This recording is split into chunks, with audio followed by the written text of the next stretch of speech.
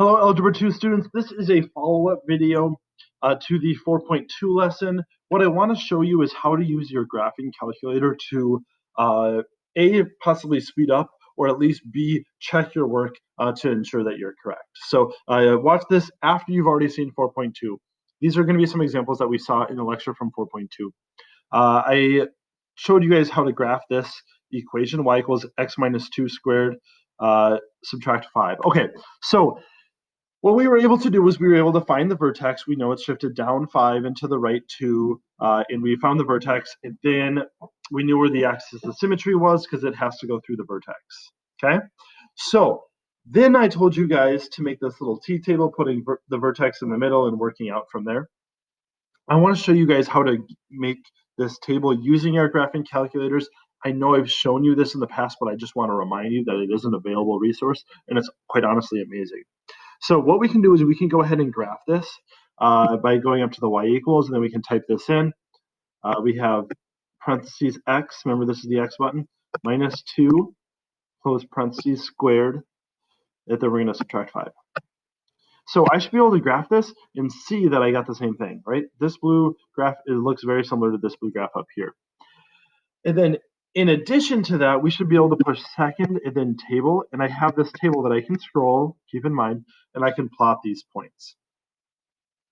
This is a great tool for us because I don't actually often make this little t-table. I'm going to find my vertex and my axis of symmetry by hand because I'm going to show you why this always isn't going to work. But once I have those plotted, the vertex and the axis of symmetry, I'm not going to make this t-table. I'm just going to go, okay, -1, comma, -4.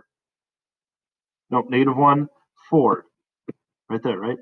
And 1, -4 right there. And I'm going to plot the points that way because that's going to be honestly more efficient. And now you've checked your work twice. You found the vertex by hand, and you can verify that it is indeed the vertex. Look, it looks like a mirror right there, right? At 2, -5. 1 below is -4, and 1 above is -4. So that I'm very confident that that's my vertex. The reason why this isn't always going to work is because you're probably going to have a vertex or an axis of symmetry on every quiz and every test that is a fraction. And then this table, at this point, our use for this, it only goes up by integers, right? It only goes up by 1. So if your vertex occurred at 2.5, for example, well, it wouldn't show up in this table. You should be able to type this in just the same, right? You go over to the y equals, you can push clear to get rid of it, -0.25, open parentheses, x plus 2 squared plus 5. Graph it. Should look very similar to that, right? It's more wide. It's vertex is over here in quadrant 2. I can push second and then table, and I can get the points. I can verify that I was indeed right. Looks like I thought my vertex was at -2, 5, and it does still look mirrored there, right? If I scroll it up, it maybe be a little bit more obvious even, but it is mirrored there. I could get this little t-table from here. This should work regardless of the form. I can do this in intercept form as well. So 2x plus 3, x minus 1, right? That's that. I can push graph. I can verify that that's the same.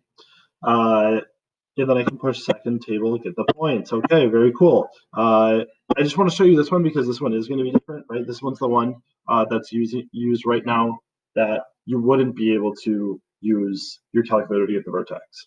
So if I were to try this, negative x minus 2, x minus 7.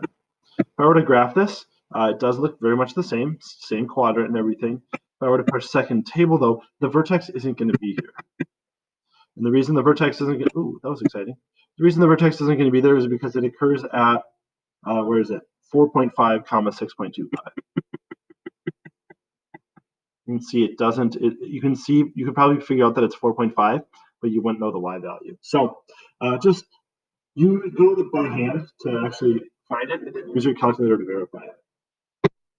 I also want to show you how to verify this type of question. I alluded to this in the actual video, but what I would like to see you do, right, this is next level type stuff here. All we did was we took this equation and we converted it into a different form. So what I should be able to do is type in the first one, 2x plus 4 and x plus 3, and then go down to y2 and type in the new one, 2x squared plus 14x plus 24. I should be able to like either graph them or go to the table, and they should be the exact same because they are the exact same equation. So really there's no excuse to get this question wrong, right? Not that it was a lot of work anyway, but I should be able to verify and make sure I didn't make some little mistake on it. And I could do the same thing here, right? Go to the y equals, type this one in first, and then the other one in second, and make sure that I did indeed get the same thing. So I just wanted to show you guys that tricks for using your graphing calculator to help you with section 4.2.